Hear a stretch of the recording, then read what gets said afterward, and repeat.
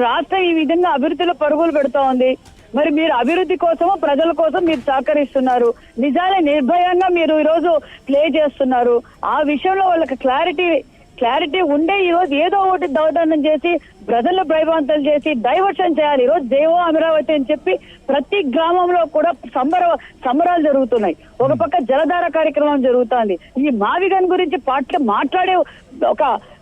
మాట్లాడే పబ్లిక్ ఏ మాట్లాడాలా, ఏమో అయిపోయింది ఆ పార్టీకి, ఆ ఉనికి కోసం అని చెప్పి ప్రజలంతా క్లారిటీగా ఉన్నారు. ఈ రోజు మావిగన్ అని డైవర్ట్ చేయడానికి ఈ రోజు మళ్ళీ ఏబిఎన్ పై దాడులు చేశారు. ప్రతిపక్షంలో ఉన్నప్పుడు వాళ్ళు ఇప్పుడు అధికార పక్షంలో ఉన్నప్పుడు కూడా వాళ్ళు ఇదే విధంగా మరి ప్రెస్ ని మన ఏబిఎన్ ని కావచ్చు, టీవీ5 కావచ్చు, మరి ప్రెస్ విలేకరులు కూడా దాడులు చేశారనే విషయం మనకు తెలుసు.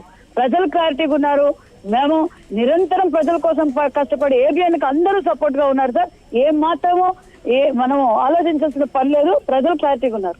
Right, thank you. Chandrababu Naidu గారు ఈ రాష్ట్రానికి హీరో అనే విషయం అందరికీ తెలుసు. మరి జగన్మోహన్ రెడ్డి గారు ఈ రాష్ట్రానికి విలన్ అని అందరికీ తెలుసు.